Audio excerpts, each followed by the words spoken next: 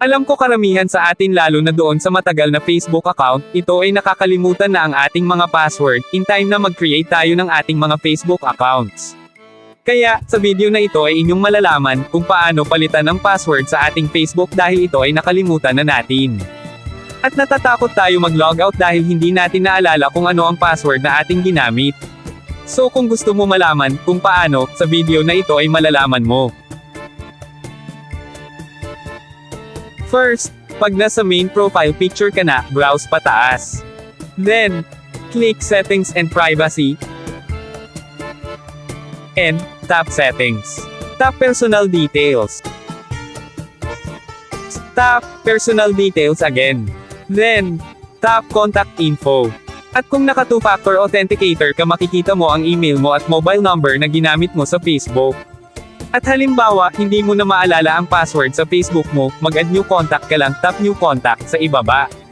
Then, tatanungin ka na, which would you like to add? May two options, add mobile number, or add email address. But, I highly suggest na i-click mo ang add mobile number button. Then input mo lang ang active mobile number mo, dahil dyan si Facebook magpapadala ng code.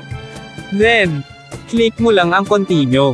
Then, magsasend ng code si Facebook doon sa Facebook email, copy lang ito then, paste dito. Then, tap ang continue button. Then, tap next button below. Punta ka sa text, copy mo ang confirmation code, then paste dito, but in my case ang mobile number na ginamit ko ngayon, ay nasa aking Vivo phone. At, kung na-input nyo na ang confirmation code, na ipinadala ni Facebook doon sa SMS, or text message, click na natin ang next. Then, makikita natin, na sinasabi, you've added your number to the account selected, now, tap na ang close. Kaya kasi nag-add tayo ng mobile number, para pag nag-login tayo, dyan magpapadala si Facebook ng confirmation code. Or doon sa ating email sa Facebook na ginamit natin during sa paggawa natin ng Facebook account. At, pwede nyo din palitan ang Facebook email nyo. Same lang naman ang process sa pag-add ng mobile number. Now, may dalawang paraan, para makita nyo ang mga password sa Google, kung halimbawa ito ay na-save nyo.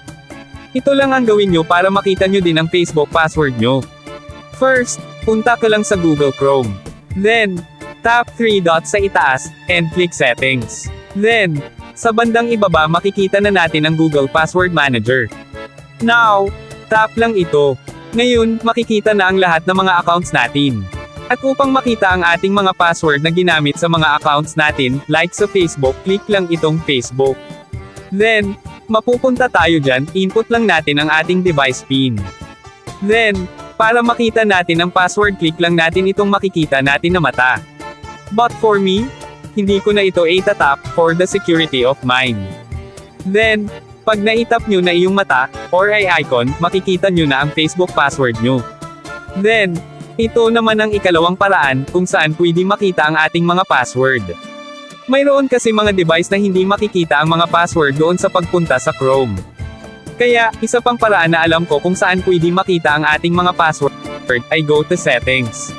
Then, browse pataas, and tap ang Google.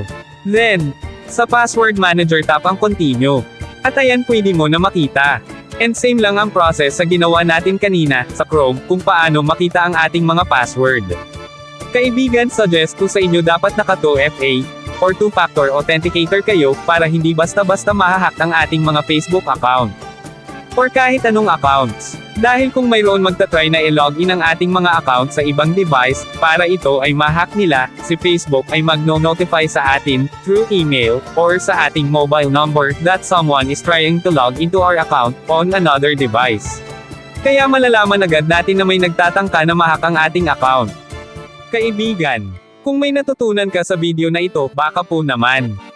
Like and share also, para makatulong pa sa iba na ma-recover ang kanilang mga nakalimutang Facebook password. Muli, sa inyong lahat, maraming salamat po.